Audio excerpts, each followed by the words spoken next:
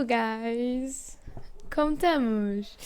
E eu estou a ouvir o cão a ladrar logo no início do episódio, que bom! Mas, como eu disse no outro episódio, eu tenho que estar com a janela aberta, senão eu vou morrer dentro deste quarto. Mas o cão podia, por 2 segundos, só é que ele teve caladinho a tarde toda. Foi agora que eu decidi gravar. Obrigada, meu amor, obrigada. Hey, guys! Como é que estamos? Espero que esteja tudo bem convosco. Estou de volta, verdade. E sabem que eu antes de me sentar aqui estava a pensar numa coisa, que é, eu começo a ter um padrão para quando gravo os podcasts. Tipo, eu não tenho um dia fixo para o explicar, mas eu acho que após gravar, primeiro, estou sempre com as unhas neste estado. Malta, eu juro que há alturas em que eu tenho as unhas normais e bonitas, mas sempre que eu decido gravar estou com as unhas neste estado. E para além disso, por norma, estou sempre naquela altura do mês.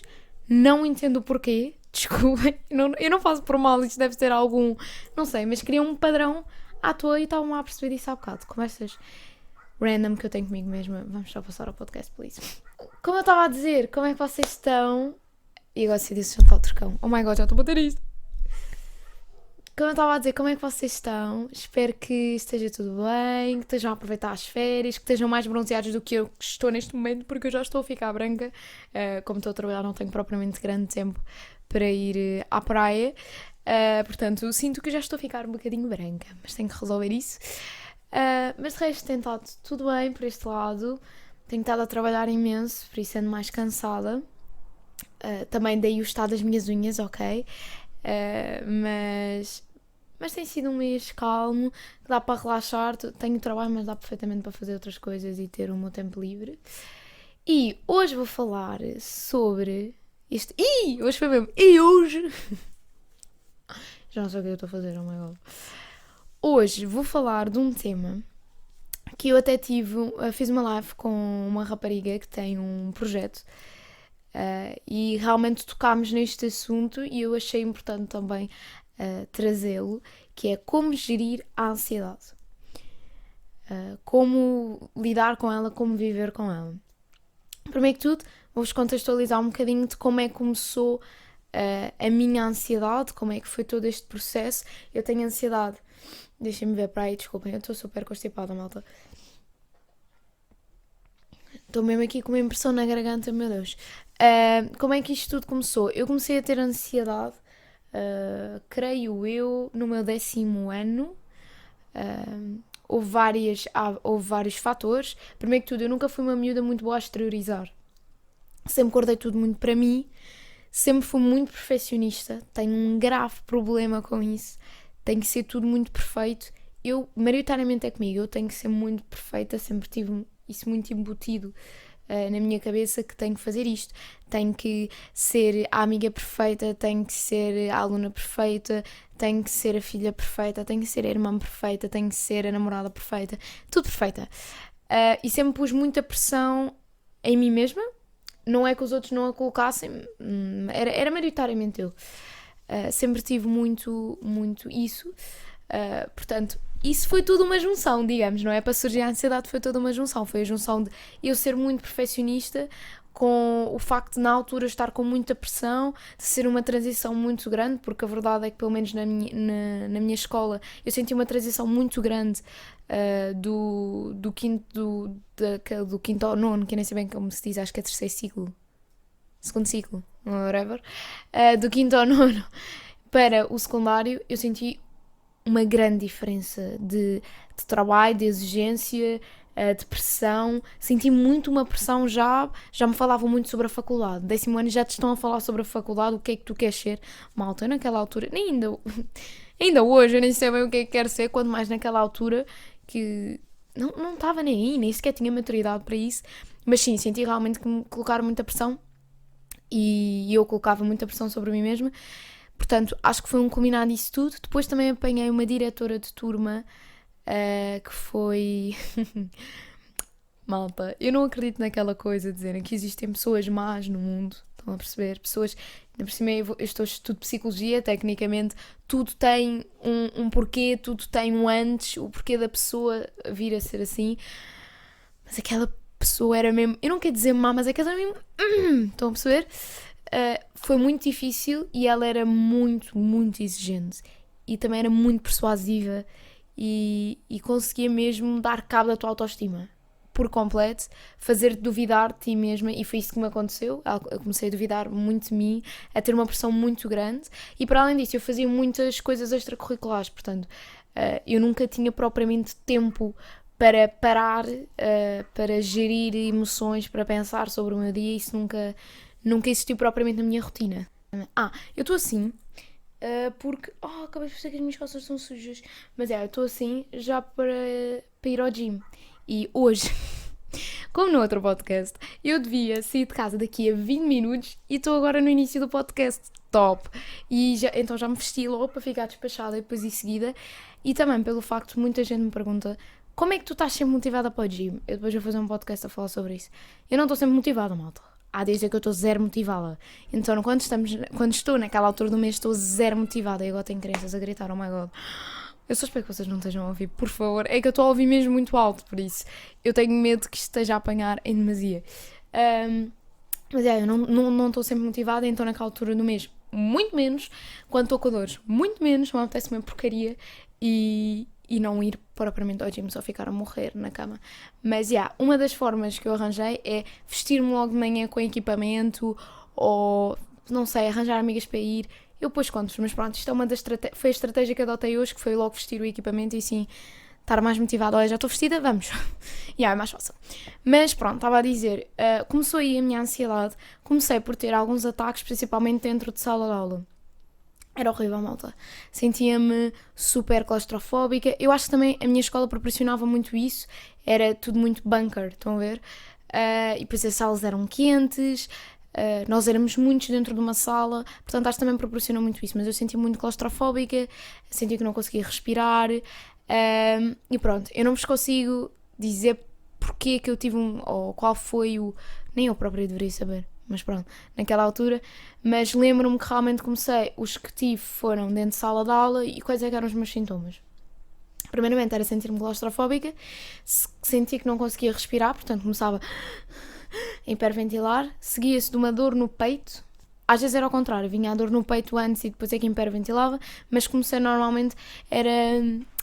sempre por hiperventilar e depois ficava com dores no peito.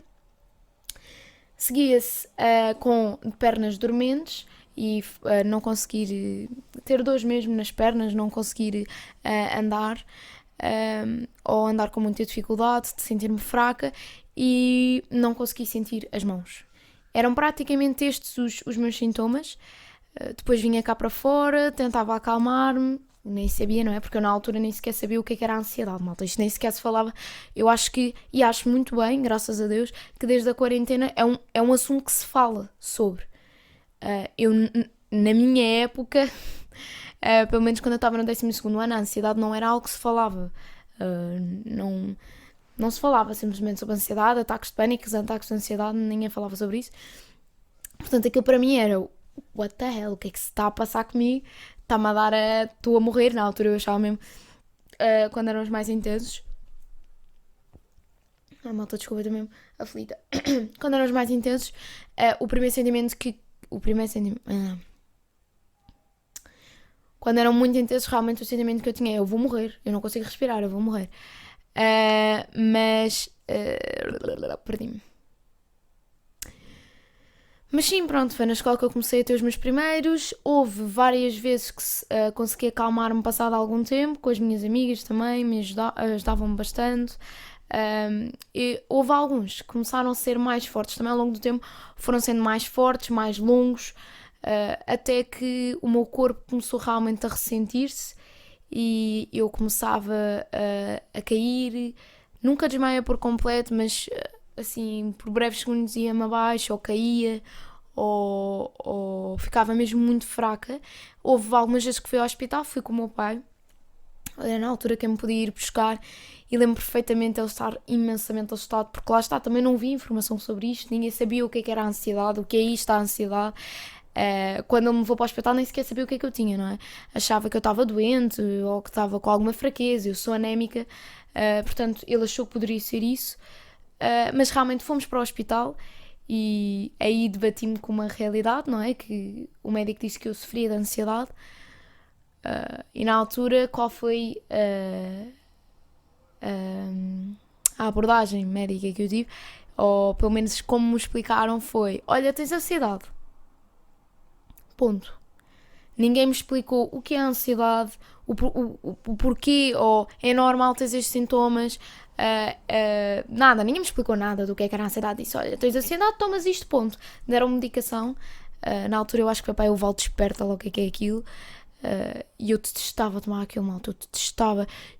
Há pessoas que se dão muito bem com aquilo, há pessoas que usam para dormir, inclusive, mas eu detestava, sentia-me super à toa, aloada, parecia que não era eu, ainda eu sou uma pessoa muito ativa. Ficava mesmo mole, não queria fazer nada, parecia que estava nos sítios, mas não estava completamente aloada, eu detestava tomar medicação. Sorry, malta, entretanto tive de parar porque não sabia nem que tinha posto o telemóvel e pensei: estão-me a ligar ou estão a mandar mensagem e nem sequer estou a ver. Ainda por cima, como eu disse, eu estou atrasada para variar, por isso, mas já o encontrei, andei às voltas em casa, estou sozinha em casa, por isso também não havia a possibilidade de ligar, portanto demorei um bocadinho à procura do telemóvel. Mas pronto, foi isto que me aconteceu, foi assim que me foi introduzida o tema ansiedade. Olha, tens ansiedade, boa, não me explicaram sequer o que era, deram medicação para a mão e disse: tenho que fazer as coisas com mais calma, tenho que ter mais calma. Ponto. Como é lógico. Continuei a ter ataques de ansiedade, não é? Foram-se agravando. Tinha alturas melhores, tinha alturas piores. Tinha muitos mais quando estava em alturas que eram estressantes para mim, que tinha algum acontecimento importante, ou que tinha algum teste, ou que tinha alguma coisa. E depois havia outras alturas em que aconteciam à toa. E eu comecei a interessar-me pelo assunto, a pesquisar mais sobre o assunto, porque não me deram qualquer tipo de informação e eu queria perceber o que raio se passava comigo. Porque a verdade é que comecei a conseguir ver um padrão, que era: ok, estou estressada, isto acontece, ok, tenho um teste, tenho ataque, ok. Mas depois havia alturas em que realmente não se passava nada, pelo menos que eu achava que não se passava nada, e eu tinha ataques de ansiedade à mesma. Portanto, aquilo começou-me a fazer umas comissões e eu pesquisei imenso sobre isso. Porque eu estava imensamente perdida e na altura também não havia assim tanta informação como há hoje. Pronto, entretanto, vem a quarentena. Durante a quarentena, malta, eu pesquisei muito sobre a ansiedade. Também se começou a falar muito sobre este tipo de temas e foi mais fácil ter acesso a mais informação. Por outro lado, tinha demasiada informação, então eu já nem sabia o que é que havia de pegar, o que é que havia de acreditar ou não havia de acreditar. Houve muita informação, toda de uma vez, em demasia, imensas pessoas a falar sobre isto, mas pronto, fui-me informando, fui também conhecendo a minha ansiedade, quando acontecia, o porquê, os padrões, e comecei a perceber que não é só quando estou estressada. Muitas vezes acontece, é verdade, quando tenho algum acontecimento importante, alguma coisa, ainda hoje é assim, ok, o meu corpo avisa logo, dá o aviso de estar estressado, ou eu gosto de pensar que é um alerta do género: alguma coisa não está bem e o meu corpo avisa-me. Ou estás a fazer demasiadas coisas, ou andas a descansar pouco, ou andas a alimentar-te mal, ou alguma coisa não ficou bem resolvida, inúmeras coisas. Ou simplesmente é o meu corpo a dizer: tens de parar. E eu fui-me apercebendo isso ao longo dos tempos. Apercebi-me principalmente na pandemia, que comecei a ter algo que eu não tinha, que era o tempo para pensar e refletir. Comecei a ter, por isso, no início da quarentena, passei muito mal, porque tinha demasiado tempo a pensar, começava a pensar em muitas coisas, em constante ruminação. Pessoas ansiosas têm muito o criar cenários imaginários na nossa cabeça, tinha muito tempo para isso. Portanto, no início da quarentena estava mesmo mal, fiquei mesmo deprimida. Houve alturas que eu nem sequer queria sair da cama. E também isto aconteceu com muita gente, o que é normal, porque tu não tinhas um propósito para sair da cama, não é? Tu não podias sair à rua, tu não podias. Portanto, aquilo começou a mexer muito comigo e a minha ansiedade disparou nessa altura, até que eu percebi, não, eu tenho que dar uma volta a isto. Não sei o que é que vou fazer, mas tenho que dar uma volta a isto. E agarrei-me a 2 coisas, a 3. Agarrei-me ao desporto, porque eu fazia muito desporto e na quarentena tive que parar de repente. Isso também, eu notei que isso mexia comigo, ao ponto de eu já não conseguir dormir, porque o meu corpo não ficava cansado fisicamente o suficiente. Cheguei a uma altura na quarentena em que eu não consegui dormir. Portanto, agarrei-me ao exercício físico, agarrei-me à descoberta de um estilo de vida mais saudável, descobri nova alimentação, o que realmente ia nutrir o meu corpo, o que o meu corpo precisa. Não é que exista alimentação boa ou má, é a alimentação nutritiva, que te dá os nutrientes que tu necessitas, e a verdade é que eu no meu estilo de vida às vezes nem tinha tempo para comer, portanto nem sequer estava a ver, nem a dar conta daquilo que estava a comer e que estava a colocar dentro do meu organismo, que também é muito importante. E também comia muito rápido, que também faz mal, muitas coisas. Pronto, agarrei-me a isso e agarrei-me à escrita, o que eu adorei. Escrita, YouTube também me agarrou um bocadinho, e também à descoberta ainda mais do que a ansiedade. Agarrei-me a essas 3 coisas e foi realmente o que me salvou na quarentena. Foi o que me salvou. Eu acho que se não fosse estas coisas e a minha vontade também de dar uma volta à minha vida, porque naquela altura toda a gente deu uma volta 360 graus, eu acho que me tinha dado muito pior na quarentena do que aquilo que me dei. Portanto, agarrei-me a essas coisas. E depois tivemos o voltar. O voltar para mim também foi complicado, porque daí eu acho que sinto que foi mesmo aí que me surgiu a ansiedade social. Estava habituada a estar isolada, habituei-me demasiado a estar. Não é estar sozinha, eu estava comigo, com a minha família, que era o meu porto seguro. Estava por videochamada, ou depois começou-se a poder estar na rua com os meus amigos mais chegados, mas não tinha aquela obrigação de ir a festas ou estar com sítios com muita gente que eu não conhecia, ou estar-me a colocar em situações desconfortáveis. Isso não existia. E daí surgiu um bocadinho a minha ansiedade social. Portanto, foi toda uma nova gestão. Voltar a gerir a minha ansiedade, tendo agora mais conhecimento sobre ela, e voltar ao mundo real. Sempre foi muito difícil para as pessoas à minha volta compreenderem o que é a ansiedade. Hoje em dia já compreendem melhor, também devido à informação que surgiu, não é? Mas era muito difícil, tal como para mim foi difícil entender o que é que era isto, a ansiedade, quando comecei a ter estes ataques. Mas as pessoas à minha volta foi muito difícil, e aprender a gerir a minha vida com a ansiedade e depois gerir a minha vida com a ansiedade e com as pessoas que me rodeiam ainda foi um processo mais difícil, mais desafiante.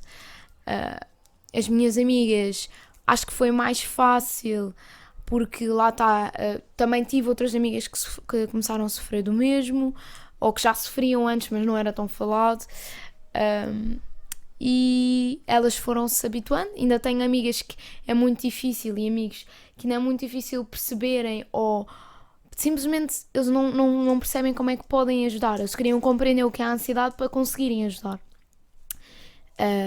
E é difícil compreender e tentar ajudar, porque não é uma dor física, não é? Não é o simples vou buscar um penso, vou buscar um gelo. Tipo, não existe isso. Não há uma fórmula mágica para conseguir ajudar uma pessoa com ansiedade. Cada pessoa gera ansiedade de forma diferente e tem ataques diferentes. Os triggers de cada um são diferentes. Portanto, o que acalma cada um também é diferente. Por isso é muito difícil para as pessoas que estão à nossa volta, à volta de pessoas ansiosas. Desculpem. É muito difícil conseguirem ficar quietos e não poderem ajudar. E eu sinto, e eu percebo que seja muito um sentimento de impotência, porque eu também já tive amigas minhas a ter ataques de ansiedade mesmo antes de eu os ter. E era isso que eu sentia também. Era um sentimento de impotência, de querer ajudar e não conseguir, não saber como. Mas há coisas, malta, há algumas frases, e isto eu já falei com pessoas que também sofrem de ansiedade, há frases, há coisas que não... Aconselho-vos mesmo a não dizer a pessoas que sofrem de ansiedade ou que estão a ter um ataque de ansiedade.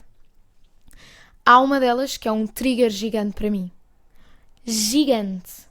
Que é a pior coisa que me podem dizer quando eu estou ansiosa. Tem calma. É a pior coisa. Normalmente, quando me dizem isso, eu explodo. E passo mal. Não digam, tem calma.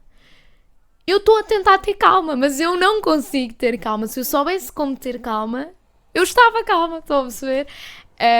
E eu percebo porque é a primeira coisa que tu queres dizer. Tipo, tem calma, vai ficar tudo bem. Eu própria o fiz, mas conselho de amiga. Não diga uma pessoa, e esta frase, uma pessoa ansiosa que sofre de ansiedade. Essa e do género, estás a exagerar, não leves tanto a peito, respira fundo, diversas coisas. Tenham muito cuidado com aquilo que se diz, porque teres um ataque de ansiedade é a pessoa está a lutar contra a sua própria cabeça. Tudo contra os seus próprios pensamentos. Tudo o que nós, as pessoas que estão à volta, tudo o que as pessoas que estão à volta disserem vai interferir. Portanto, temos que ter, eu acho que isso é a melhor coisa para ajudar uma pessoa, é ter muito cuidado com as palavras. Quando uma pessoa está a ter um ataque de ansiedade, quando a pessoa é mais ansiosa, é ter muito cuidado com as palavras, com as frases que se dizem, a maneira como se diz. É preciso ter muito cuidado. E eu sei que é difícil, lá está, porque como já disse, cada pessoa gera a ansiedade de maneira diferente, mas é um trabalho que se faz.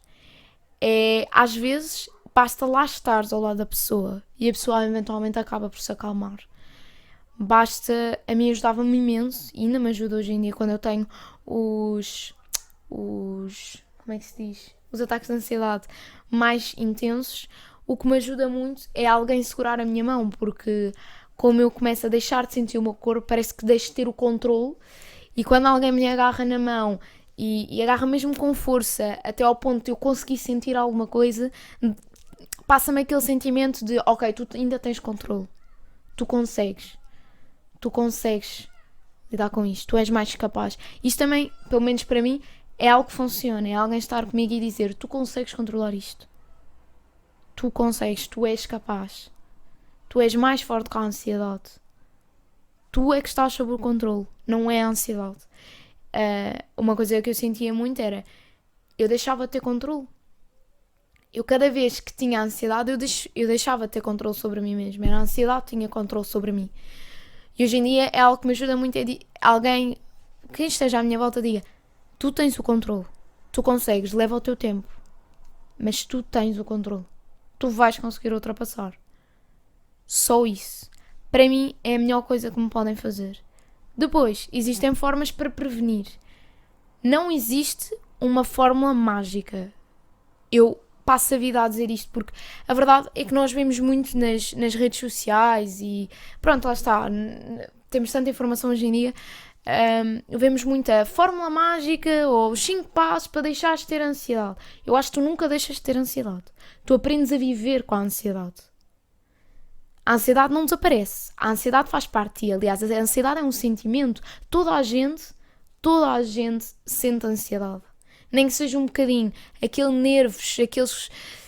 Toda a gente sente, ok? Agora, há pessoas que sim, como é que eu ia dizer? Que não conseguem lidar tão bem ou que a ansiedade atinge essas pessoas em maior escala. E a ansiedade começa a domar as vidas dessas pessoas. E é isso que não pode acontecer. Nós não podemos deixar que o sentimento dome a nossa vida. E a maneira, para mim, essa coisa dos 5 passos para deixares de ter ansiedade, não existe. Tu não deixas de ter ansiedade, tu aprendes a viver com ela. Isso sim. E é isso que eu tento fazer todos os dias, diariamente, para que a ansiedade não me prive de viver, porque chegou uma altura em que a ansiedade não me estava a deixar viver. Eu não fazia coisas por causa da ansiedade. Ela estava a tomar conta de mim. E não, somos nós que tomamos conta. Nós é que temos o controle, não é a ansiedade. Portanto, eu vou partilhar algumas das dicas de coisas que funcionam comigo para eu viver de forma tranquila com a minha ansiedade. Tenho que perceber que vai haver dias bons e dias menos bons. Há dias em que vai estar lindamente, Há alturas da tua vida em que tu podes estar imenso tempo sem ansiedade e do nada vir tudo uma vez. Há formas de prevenir que tenhas ansiedade. Há formas de suavizar os teus ataques de ansiedade. Olha, eu disse que estava atrasada, não disse? As minhas amigas já me estão a ligar. Malta, eu estou mesmo atrasada, mas pronto. Estava a dizer, formas, maneiras que eu arranjei, estratégias que eu arranjei para conseguir viver, conviver, eu gosto de conviver com a ansiedade, saber geri-la da melhor forma possível. Primeiro é aceitar que nem sempre é possível gerir a ansiedade, que nem sempre é possível estar tu no controle e permitir que isso aconteça. Porque senão começamos com aquele ciclo vicioso de ok, eu tenho que ter o controle, mas eu não consigo ter o controle e agora a ansiedade vai tomar conta de mim. Há dias, há alturas que é normal que a ansiedade te atinja. E também não podemos estar com medo a toda a hora disso, porque senão estamos constantemente ansiosos, é uma bola de neve, portanto é um ciclo vicioso. São estratégias que eu fui adquirindo ao longo do tempo, também em relação aos meus triggers, à maneira como a ansiedade me atinge, conhecendo-me como pessoa, foram estratégias que eu fui arranjando, que podem funcionar contigo ou não. Há estratégias que funcionam com uma pessoa, há outras estratégias que funcionam com outra pessoa. Há estratégias que são muito boas para uma pessoa e para outras aquilo é péssimo, até um bocado de um trigger, mas é descobrir, ok? É um trabalho, é um processo. Não há uma fórmula, não há uma resposta rápida. Não há uma resposta rápida. Eu sei que nós vivemos muito numa sociedade que gosta de coisas no momento, instantâneas, uma resolução, Não existe, ok? Pelo menos a minha opinião é que não existe uma forma rápida, uma solução final para... Não, ok? Uma solução definitiva para acabar com a ansiedade, isso para mim não existe. Mas existe sim formas para nós aprendermos a viver com ela. E para mim ajudou muito. Foi o exercício físico, a alimentação, o dormir, malta. O dormir. Eu sinto que hoje em dia a nossa pelo menos a minha geração e a próxima, nós damos muito pouco valor ao dormir, ao descanso. E isso também é uma das coisas que leva muito à ansiedade. É nós não descansarmos, não nos permitirmos descansar. E há muita gente que dorme, mas não dorme. Ou seja, dorme, mas não descansa. Porque vai para a cama e não consegue desligar.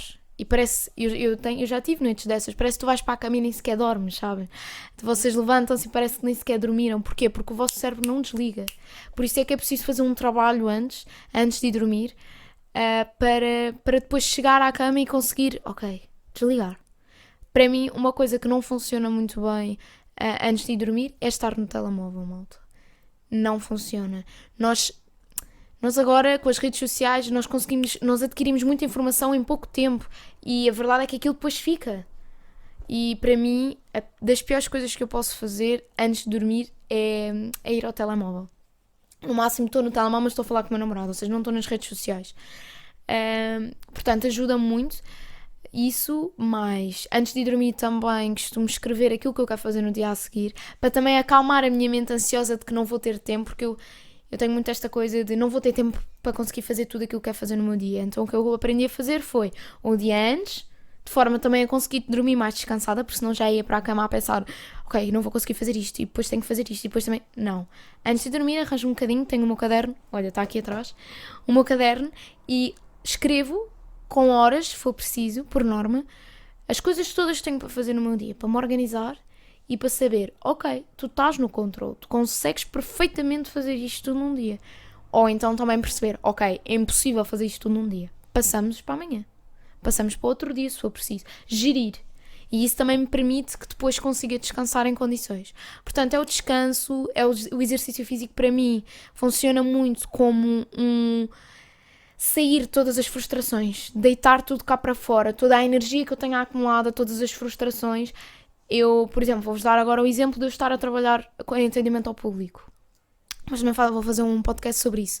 A verdade é que tu estás muitas horas só a sorrir e a acenar, em que as pessoas podem ser mal educadas ou muito bem educadas contigo e tu tens de ter sempre aquele sorrir e acenar. Às vezes é escutante. É escutante, estar sempre bem, tens de estar sempre bem, tens de estar sempre disponível, tens de estar sempre... É escutante e às vezes há pessoas que te tiram mesmo do sério, por isso O que funciona para mim é ir ao ginásio, descarregar todas as minhas frustrações, deixar lá tudo, para depois chegar a casa e respirar fundo. E isso, a alimentação, para mim também me ajuda muito, mesmo a nível de regular, porque depois, a nível físico, também não me sinto bem. Também, se for mal, sofro muito dores de estômago, e normalmente é à noite, e eu já sei que quando estou com dores de estômago, por norma é porque a minha alimentação já está desequilibrada. Eu não digo que o desequilibrado é comer verduras todos os dias, peixe... Não, malta, não é isso, ok? É uma alimentação equilibrada. Tenho os meus dias e o meu organismo também já sabe o que é que precisa. É ter dias em que como hambúrguer com batatas fritas e é ter um dia em como, ao fim do dia, quinoa com legumes e peixe. Isto é uma alimentação equilibrada, no meu ponto de vista. Portanto, sim, isso também me ajuda, porque se eu já tiver uma alimentação desequilibrada ou andar há algum tempo a comer mais coisas que me fazem mal ao meu organismo, normalmente fico com dores de estômago, depois não consigo dormir. Portanto, estão a ver, é tudo uma bola de neve. Por isso, para mim, estes 3 pontos são muito importantes. Eu disse 3 ou 4, já nem sei. O descanso, a alimentação, o exercício físico, e também a escrita. A escrita ajuda-me muito, porque para além do ginásio, de deitar todas as frustrações cá para fora, eu sempre fui uma pessoa que tem muita necessidade de escrever aquilo que sinto. Como tenho alguma dificuldade em dizê-lo, eu escrevo. Para mim, isso é incrível. Porque às vezes eu não encontro as palavras certas para dizer em voz alta, mas consigo encontrar as palavras certas na escrita e ajuda-me imenso, mesmo com a minha ansiedade. Às vezes abro o caderno e a única coisa que escrevo é: este dia foi uma merda, eu sinto-me uma merda, mas sei que amanhã vai ser melhor. Às vezes é isto, mas é algo que me tem ajudado imenso. E depois há outras coisas que nós podemos ir fazendo. Por exemplo, eu agora já sei que há situações que me vão colocar desconfortáveis ou ansiosa e eu simplesmente evito. Não me sujeito a. Claro que não podemos confundir isso com o facto da ansiedade de estar a restringir de seguir a tua vida e de fazer as tuas coisas. Não é isso. Mas também é perceber o que é que te faz bem e o que é que já não te faz bem. E é um trabalho. É um trabalho diário. Todos os dias tu aprendes uma coisa nova, todos os dias percebes que, olha, se calhar isto pode explotar alguma coisa, olha, isto faz-me bem, isto vai-me ajudar a lidar com a ansiedade. É uma autodescoberta, também é um trabalho de conhecimento e de crescimento pessoal, porque se tu não te conheceres a ti mesmo, acho que ou a ti mesma, vai ser muito mais difícil conseguires conviver com a ansiedade todos os dias, porque lá está, tu tens que perceber o que é que pode explotar ou não para tentar prevenir, ou pelo menos tentar lidar e aprender a viver com ela. E pronto, malta, é isto. Eu não sei se ajudei a alguma coisa. Há algumas coisas que eu disse aqui que gostava que me tivessem dito quando comecei a ter a ansiedade.